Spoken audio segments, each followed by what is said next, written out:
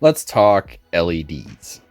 So I'm going to be doing this circuit today. Yeah, my bad. Let's go. Now, the LEDs that I'm using are, there we go, these thingies. These are little 12 volt LEDs with an individual resistor, which means that they need to be run in parallel. If you run them in series, you'll get 12 volts to this, which will resist it, and then this will get whatever was resisted and resist it, and then the next one will get whatever is left over from that, and leftover, they get dimmer down the line. So we're running these all in parallel. So I've got these nice little plugs, little snap-in plugs, and I'm going to use these in the doors to plug in to the power wires. So I'll have one power wire that's coming into the door, and then it will parallel off into the different LEDs. On the switch mounting, I looked at a bunch of different places for mounting the switches. Where's the plate? There it is. And I thought about mounting them here, pointing down so it would illuminate this whole little pocket. I thought about pointing them in from the sides. That way it would, again, illuminate the whole pocket, but I was worried that it might reflect off here and shine up into the driver, or it might overlight and be too bright on the door. So what I'm going to do is I'm going to not even focus on the plate here, and I'm going to be putting the LEDs mounted in this little channel in the back down here in the center. And I'm going to glue them into place there. Now, the reason is so that when this goes down over top, I don't know if you can still see the LED, but it's in there. Nothing is touching it. Nothing is hurting it. Let's turn the flash on so you can see. And it's shining forward, which means the light will be going forward this way and away from the driver's eyes. Plus, there's no chance of it reflecting because it's not actually directly shining on any of the metallic finish plastic. So that's the goal there. The passenger side gets a little more tricky because the passenger side has fully separate switches. They're not this big panel thing. So each individual switch has its own little housing. So what I'm going to have to do for these is I'm probably going to have to drill into the back somewhere, Dremel, and get it mounted in there to shine through the back maybe. Because I thought about trying to mount it down here, but there's not really anywhere to mount it down there. If I mount it on the side here, I mean, it's not going to shine on the other side, so what's the point of that? I mean, I guess I could mount it here, but I feel like that just shines into nothing. Although it would shine up below the switch, but then you can't use the switch because you can't actually hit it, so that doesn't work. Yeah, I'll figure something out. But I got to figure out the LEDs for the passenger side. Then the dimmers. These are my Diode Dynamics PWM dimmers with bypass.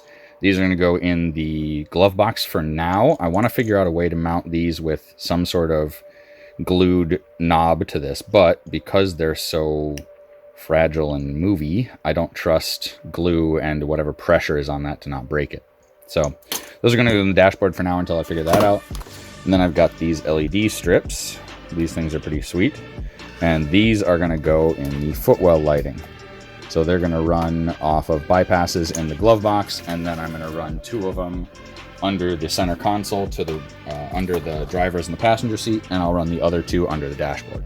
So I'm going to hit the hyperlapse and let's get going.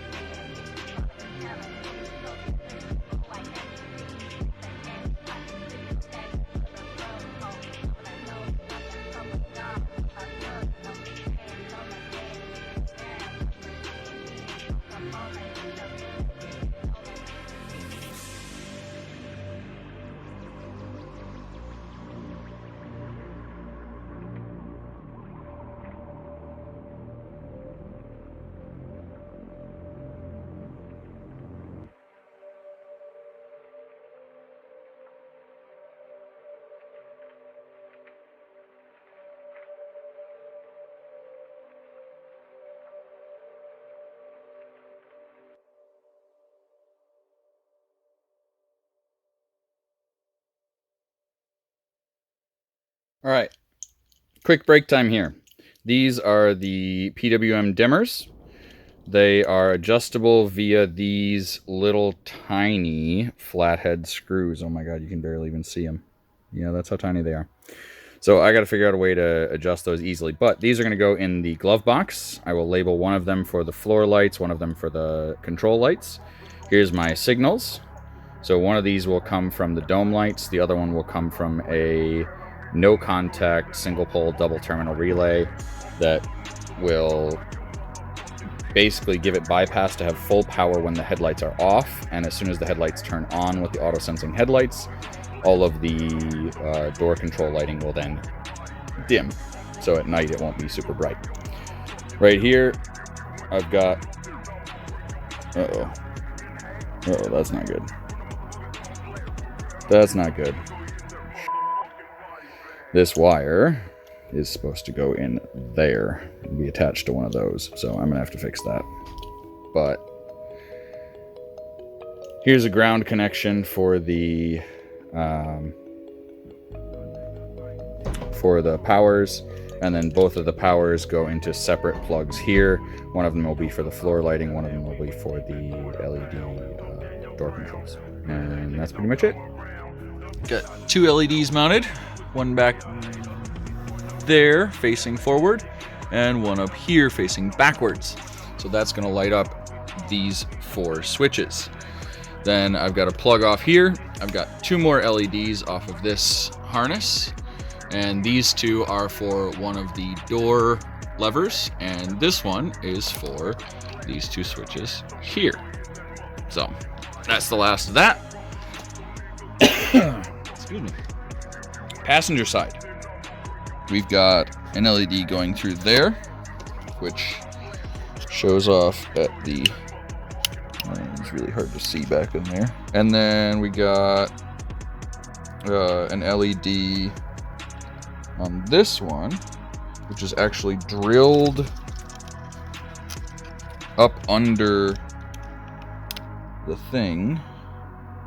Now, it's really hard for you to see, but it's pointing backwards in this way so that it's not going to shine anybody in the eyes, and it just shines directly under this switch, so hopefully the halo will then light around it. So that's the goal there. These are all wired then, oh, and there's one for the door lever. These are all then wired directly over here, bloop, bloop, bloop, bloop, bloop, bloop, bloop, bloop, to here. And this is where the dimmer switches will be for now, just for now. So I've got my LED switch and my floor controls. So those are going to be my dimmer switches for now. I also have 2 more cables for the back doors, and then this cable is for the driver's door. The LEDs, the footwell lighting. So I've got my plug here, and then I've got my 2 short cables. These go to my rear seats. These go under the driver's seat and the passenger seat. And then I've got this longer plug that will go under and up into the dashboard. And then we'll branch out to these 2. Those circuits... sorry. The Qi wireless charger and this stuff all gets powered also off of the relay there. So that's all good to go, and I just need to ground these out under the dash. So I'm gonna go get these all in. The trans is currently in. I just have a few bolts that I need to get put back in. Got the valve cover cleaned off here. That's ready to go. I should be painting that, to be honest. Fine. It's fine. All right, so trans mounts are all back on. Did I spray those? Yeah. I sprayed those, yep. So I've torqued all these. These are all undercoated. Got the new clutch cable mounting point on. I have the clutch brackets, the clutch bushings, the new ones on as well. So those are ready to go. This is about to go up in, and it's going to get held into place while my lovely mother puts some bolts in, and my father pumps it up and puts the bolts in, and they fight over who doesn't have to run the camera because I'm making them video things for my YouTube video. Haha. Let's go.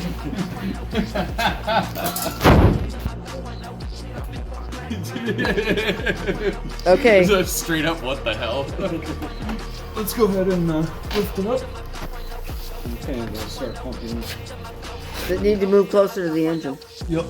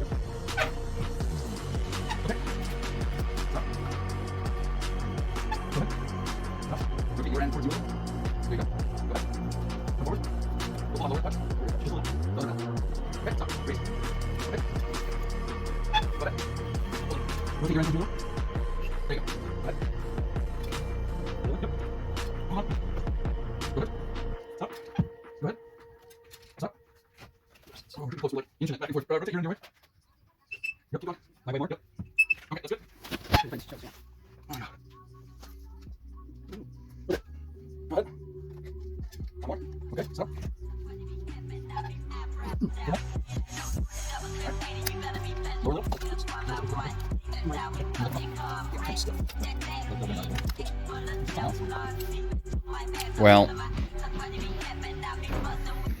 it is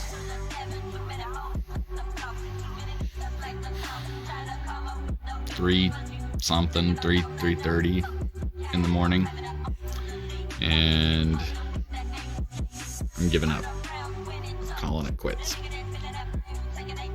Struggled with this for about a month, staying on task and getting help and stuff, and it's not worked out the way I wanted to. So I'm going to delay and deal with it, and yeah, figure it out. Hopefully I can get another appointment sooner rather than later.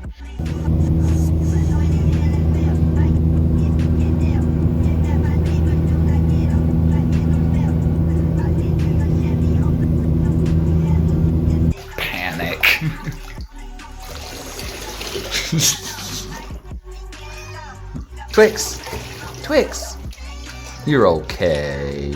But the towel, if she tries to reach up with her front feet, the towel keeps her feet from coming up. Oh, that's smart. Wow, wow, wow, wow, wow.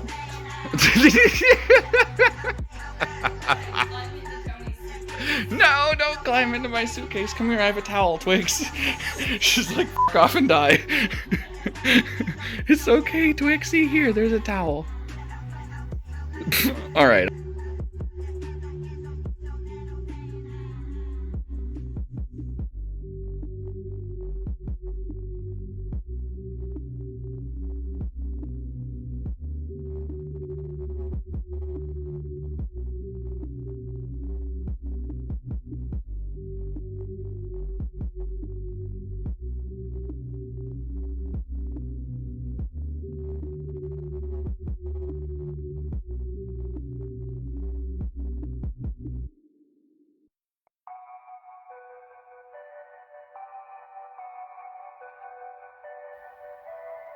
Back from Texas. Want to do a short little video. I've got my white LEDs drilled into the lower rear door. I've got 3 of them in there, and they are currently set up on this yellow harness, which runs up here for its ground and its power. The power is going to come in from externally. The ground, I'm going to have to find a source that's already on this switch, or not on the speaker, on this switch, or on the some other switch. Off the window switch, because that's the only switch back here. So it'll have to be off that one. Maybe. Maybe I'll have to make one. Anyways, so power will go to this from externally. The other power will go to a red LED that's going to be up here for the door handle. So that yellow harness, sorry, let me get the door out of the way here. And this is the one I forgot to draw on my wiring diagram. So that yellow harness then goes to this octopus thing here, which is the 3rd or 4th or 5th or 6th time I've remade it. I know, it's really bad. I've had to redesign this thing. So octopus thing here then goes out to each door. Each door has a red power wire for the door control LEDs. So that's for like for instance, the door handle on the rear door, or the switch panels on the front doors. Now that those are wired in, all I need to do is run the red wire from the switch from the dimmer for the LED switches. This one here. Oh my god, this thing will not focus. This one here. And then this one has the power outlet that then goes off after that for the red one, and then the yellow one goes off to the yellow harness, and the yellow harness then goes off to the door LEDs. So that's what I'm doing. It's a mess. I'm gonna keep working. Hopefully this will be testing out shortly. It is currently 10:24 on Monday, and I'm hoping to be testing this circuitry tomorrow or Wednesday. That would give me a really good timeline of getting it back in the car and getting the car moving soon. So yeah, we'll keep going.